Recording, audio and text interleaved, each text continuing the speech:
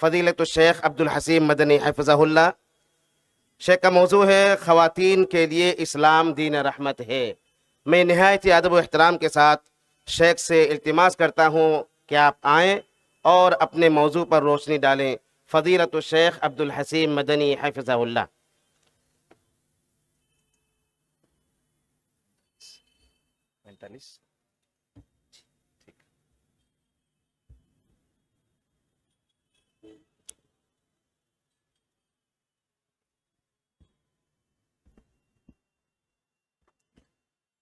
الحمد لله رب العالمين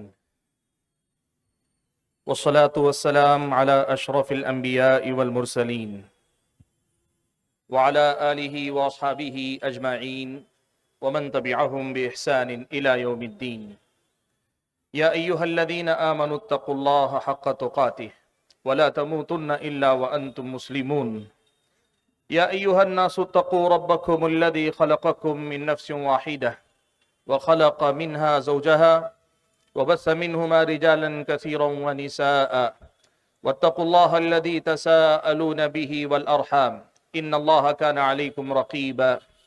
يا أيها الذين آمنوا اتقوا الله وقولوا قولا سديدا يصلح لكم أعمالكم ويغفر لكم ذنوبكم ومن يطع الله ورسوله فقد فاز فوزا عظيما. أما بعد فأعوذ بالله من الشيطان الرجيم. بسم الله الرحمن الرحيم. وما أرسلناك إلا رحمة للعالمين. لائق احترام صدر اجلاس، معزز علماء کرام، ذمہ داران جماعت و جمعیت، بزرگوں، نوجوان بھائیوں اور پردہ نشین خواتین اسلام،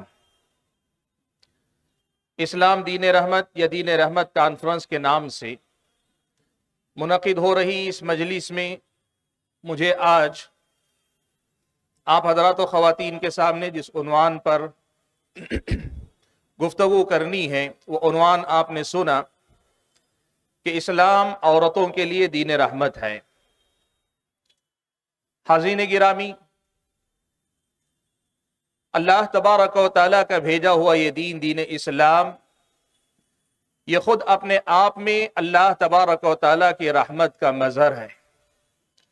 کائنات اپنے وجود سے لے کر اپنی مختلف قسم کی مخلوقات کا جو مظہر رکھتی ہے، اور اللہ تبارک و تعالیٰ نے اس پوری کائنات میں تمام مخلوقات کے لیے جو انتظام و انصرام کیا، خاص طور پر جن و انس کے لیے اللہ تبارک و تعالیٰ نے اس کائنات میں جو ساری چیزیں رکھ چھوڑی ہیں، حقیقت یہ ہے کہ ان میں سے ہر ایک چیز اللہ تبارک و تعالیٰ کی رحمت ہی کی مظہر ہے۔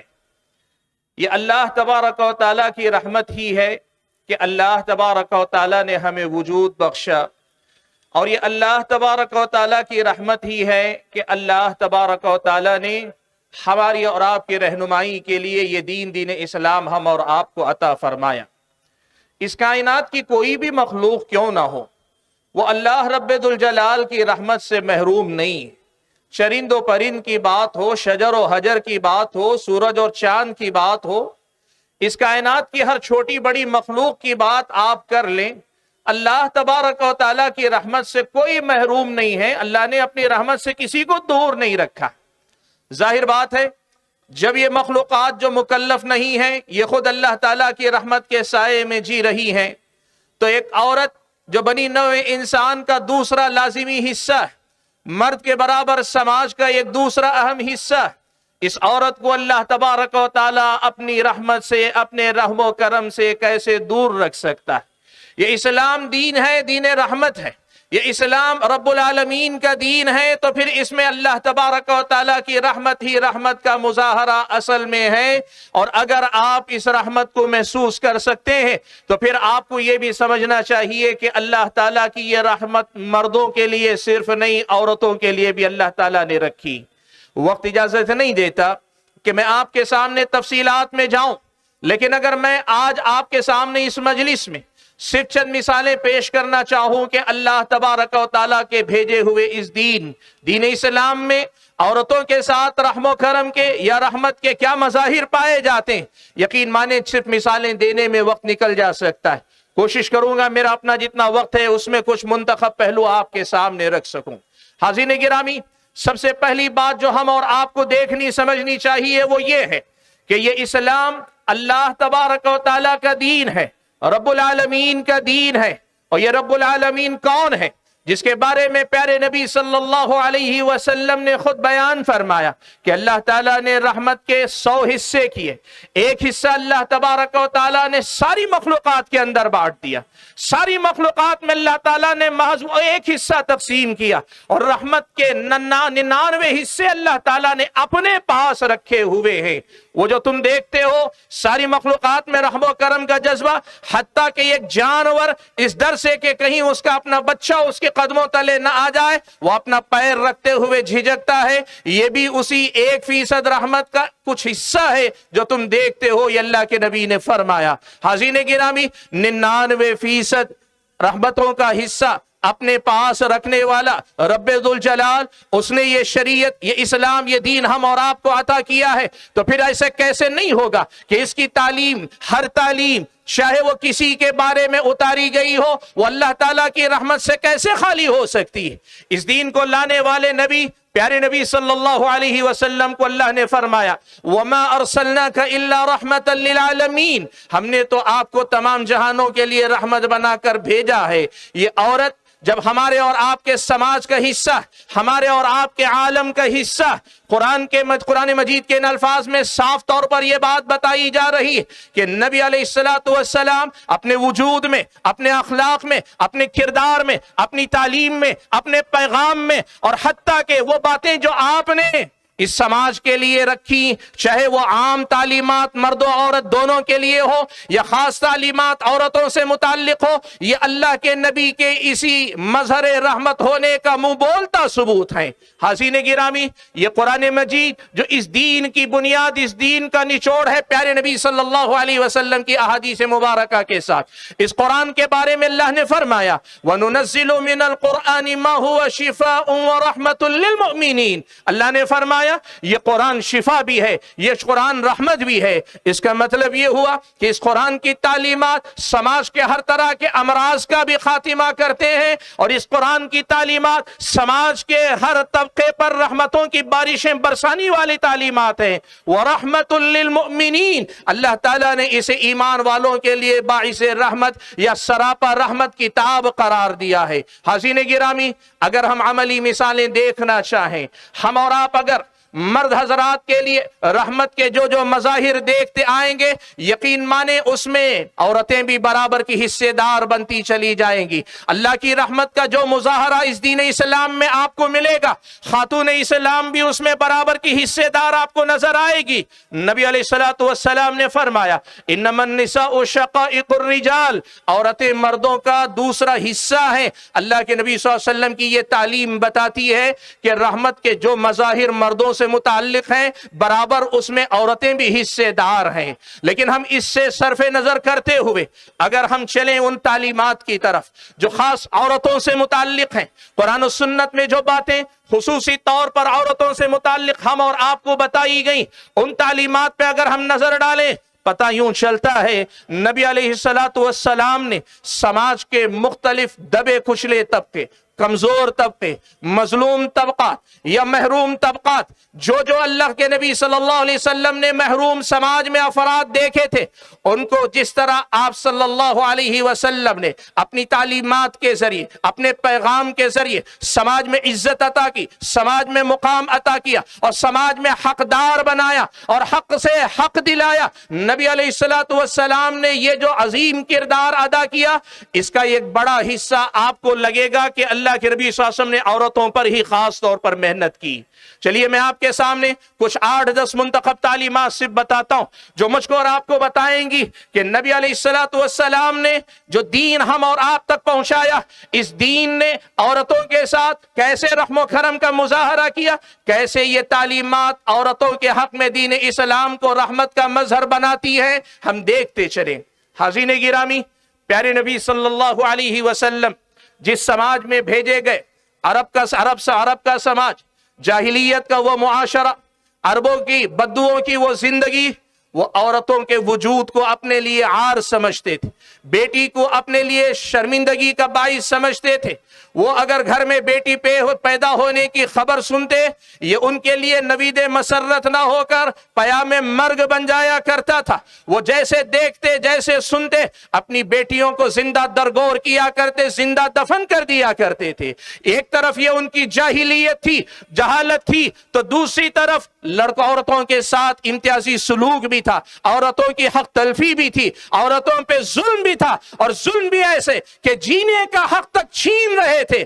ایسے سماج میں اللہ کے نبی صلی اللہ علیہ وسلم نے قرآن مجید کا یہ پیغام سماج کے لوگوں کو دیا، کہا آج تم با اختیار نظر آتے ہو، آج اپنی بیٹیوں کو زندہ درگور کرتے ہو، یاد کرو ایک دن وہ بھی ہوگا جس دن رب العالمین کی عدالت ہوگی، سارے انسان کھڑے ہوں گے، وہاں عدل و انصاف کا پورا تقاضا پورا ہوگا۔ ویسے موقع پہ وَإِذَا الْمَوْءُودَةُ سُئِلَتْ، اس دن جو سوالات کیے جائیں گے ان میں ایک سوال یہ بھی کیا جائے گا کہ زندہ دفن کی گئی لڑکی سے پوچھا جائے گا یا اس کے بارے میں پوچھا جائے گا بِأَيِّ ذَنبٍ قُتِلَتْ، آخر اسے مارا گیا تو کس جرم کے عوض مارا گیا، آخر اسے ختم کیا گیا تو کیوں ختم کیا گیا۔ حاضرین گرامی، عورت کے ساتھ رحم و کرم کے مظاہرے کا یہ پہلی تعلیم زمانے جاہلیت کی جہالت تک موقوف نہیں۔ اسلامی شریعت کا حکم آج بھی یہی ہے کہ اگر کوئی بچی کسی ماں کے پیٹ میں پروان چڑھ رہی ہو، اس کی جنس معلوم کر کے آج بھی اگر ابارشن کوئی کرتا ہے، وہ بھی اس آیت کا مصداق ہے۔ وَإِذَا الْمَوْءُودَةُ سُئِلَتْ بِأَيِّ ذَنبٍ قُتِلَتْ، اس دن پوچھا جائے گا آپ کی کوکھ سے جنم لینے والی یہ بچی، یہ بیٹی جسے اللہ نے جینے کا حق دیا تھا، تم نے اس سے اس کا حق کیوں چھینا، کیسے چھینا، کیا جرم اس نے کیا تھا، پوچھا جائے گا۔ ظاہر بات ہے جواب نہیں ہوگا، ظالموں کو اپنے ظلم کی سزا بھگتنی پڑے گی۔ یہ ایک تعلیم ہے جو بتاتی ہے اسلام دین رحمت ہے عورت کے لیے۔ اگلی تعلیم آپ کو سناتا ہوں۔ زمانے جاہلیت کا ایک طریقہ یہ تھا، باپ مر جاتا، بیٹی یتیم ہو جاتی، کوئی رشتہ دار اس کا کفیل ہو جاتا، اور کفیل ہونے کے بعد اس کی پرورش کرتے کرتے جب وہ بچی بلوغت کی عمر کو پہنچتی، اب اگر مالدار ہوتی، باپ نے دولت چھوڑی ہوئی ہوتی، تو پھر کیا ہوتا؟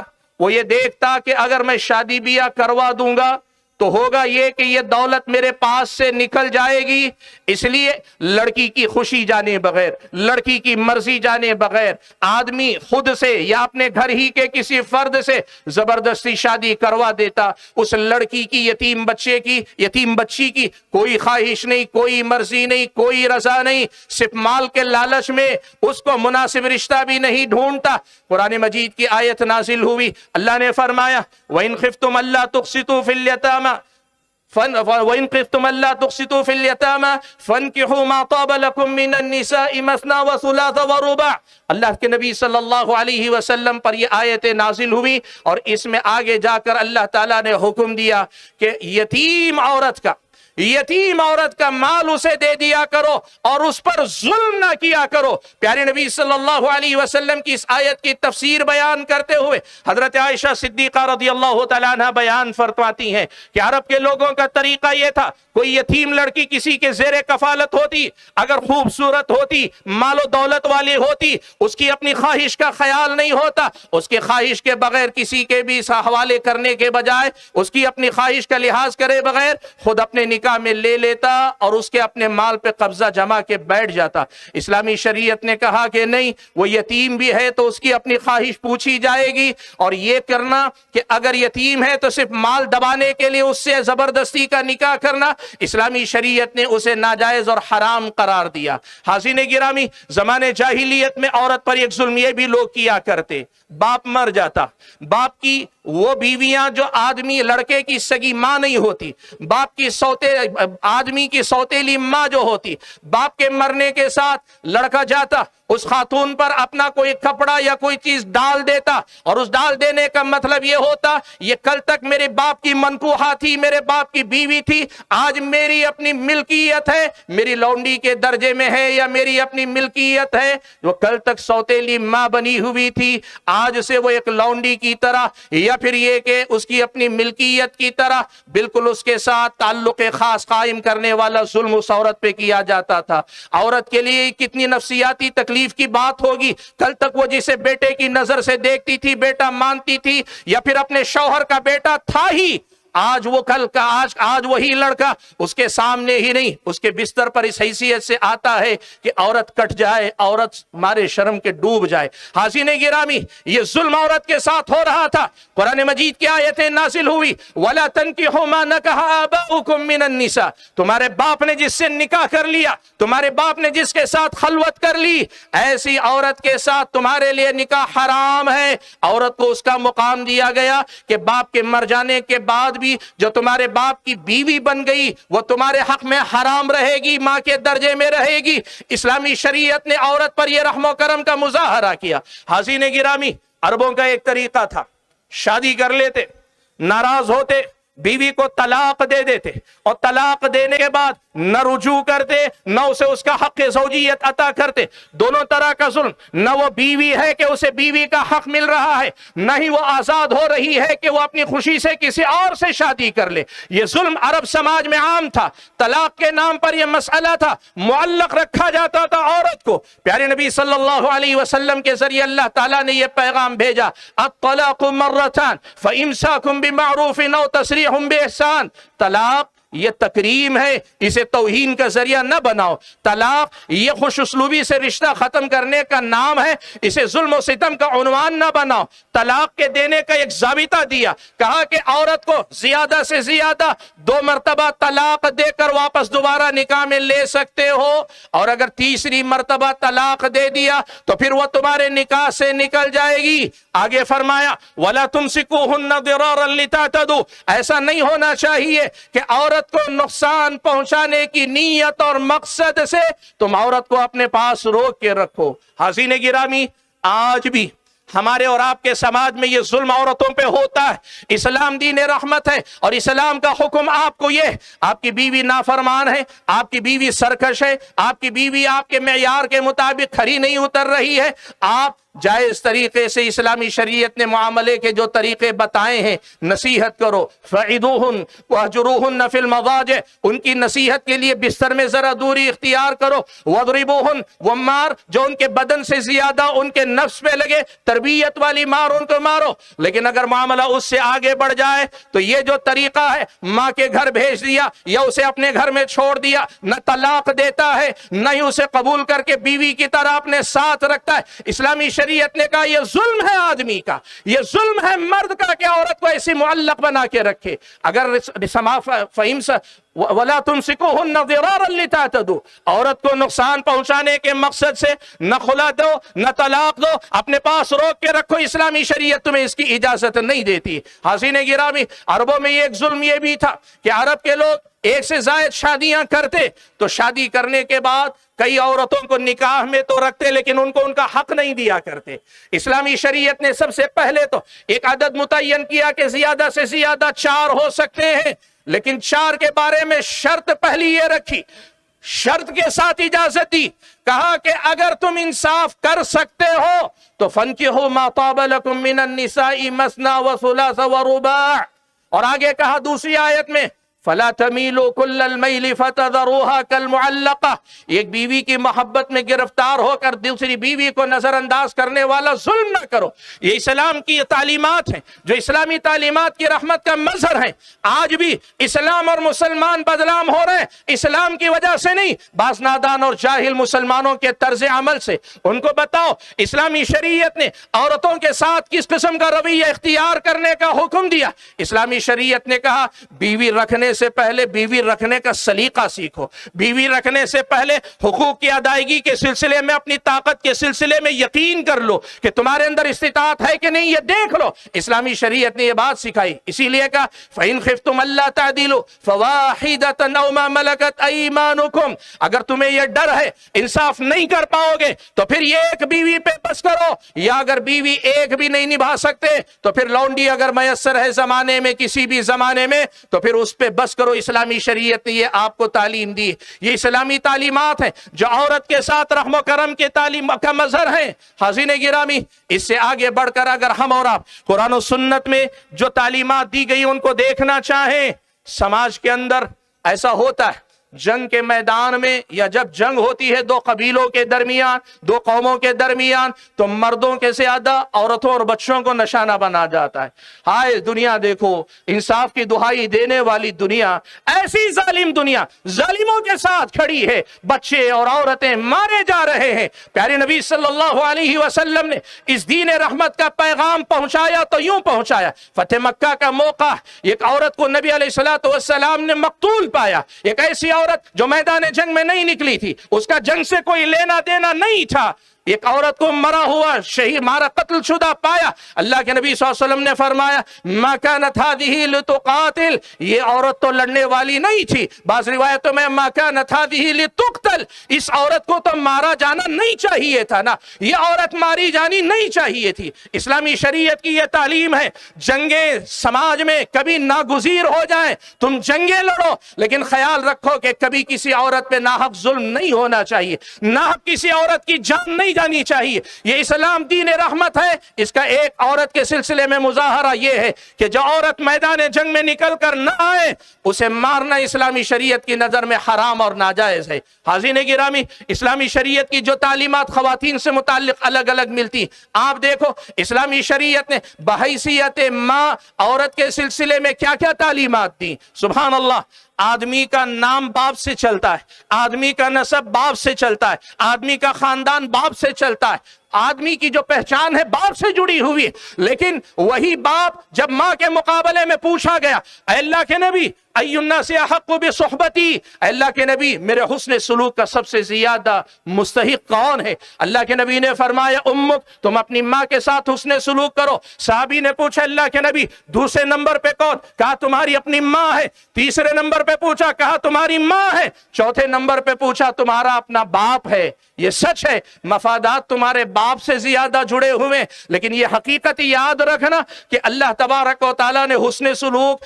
باپ سے زیادہ ماں کو اس کا حقدار قرار دیا ہے۔ حاضرین گرامی، حضرت عبداللہ ابن عمر رضی اللہ تعالیٰ عنہما سے یہ اثر مروی ہے، امام بخاری رحمت اللہ علیہ نے الادب المفرد میں یہ واقعہ نقل کیا ہے کہ اللہ کے نبی صلی اللہ علیہ وسلم کے زمانے کے بعد غالباً ایک آدمی اپنی ماں کو یمن سے پیٹھ پر اٹھا کر لایا۔ اس نے حضرت عبداللہ ابن عمر سے پوچھا کہ اے ابن عمر، میری پیٹھ ہی میری ماں کی سواری بن گئی، میری ماں اتنی کمزور ہے کہ وہ اونٹ پر یا سواری پر جم کر بیٹھ نہیں سکتی، میری پیٹھ ہی اس کی سواری بن گئی ہے، یمن سے اٹھا کے لایا بھی ہوں اور اپنی پیٹھ پر ہی میں نے کعبۃ اللہ کا طواف کروایا ہے، جو عبادت اس کی اپنی پیٹھ پر اٹھا کے کروائی ہے۔ اے عبداللہ ابن عمر، آپ ذرا مجھے بتائیے کیا اس محنت و مشقت کے بعد میں نے اپنی ماں کا حق ادا کر دیا ہے؟ حضرت عبداللہ ابن عمر رضی اللہ تعالیٰ عنہما نے کہا وَلَا بِزَفَرَةٍ وَاحِدَةٍ، تم حق ادا کرنے کی بات کرتے ہو، تمہیں دنیا میں جنم دیتے ہوئے تمہاری پیدائش کے وقت میں تمہاری ماں کے منہ سے جو آہ نکلی ہے ان میں سے ایک آہ کا بھی ابھی تم سے حق ادا نہیں ہو سکا ہے۔ سبحان اللہ، ماں کو کیا مقام دیا، دین رحمت یہ دین ہے تو ماں کو کیا درجہ اللہ تعالیٰ نے عطا کیا، آپ اس سے اندازہ لگائیں۔ حاضرین گرامی، بیٹیوں کی حیثیت سے، بہنوں کی حیثیت سے، ماں کو بیٹیوں کی حیثیت سے، بہنوں کی حیثیت سے عورت کو اللہ کے نبی صلی اللہ علیہ وسلم نے کیا مقام دیا، یہ دین کی تعلیمات ہیں جو بتاتی ہیں کہ یہ دین دین رحمت ہے۔ اس دین کا اپنانے والا بھائی اپنی بہنوں کے حق میں رحمت بن جاتا ہے، اس دین پہ چلنے والا بھائی آئے باپ اپنی بیٹیوں کے لیے رحمت بن جاتا ہے۔ امام بخاری رحمت اللہ علیہ نے الادب المفرد میں یہ روایت نقل کی ہے، نبی علیہ السلام نے فرمایا کہ جو آدمی اپنی 3 بیٹیوں یا 3 بہنوں کی تربیت کرے، ان کے اپنے حقوق ادا کرے اور ان کا صحیح انداز سے صحیح جگہ پہ نکاح کروا دے، یہ 3 بیٹیاں کن لہو سترم من النار، یہ بیٹیوں پہ احسان نہیں، آدمی کا اپنے آپ پہ احسان ہے۔ یہ بہنوں پہ احسان تو ہے لیکن اس سے بڑھ کر آدمی کا خود اپنے آپ پہ احسان ہے۔ تم ان پہ احسان کر کے حقیقت میں ان بہنوں کو، ان بیٹیوں کو اپنے اور جہنم کے درمیان رکاوٹ بنا رہے ہو۔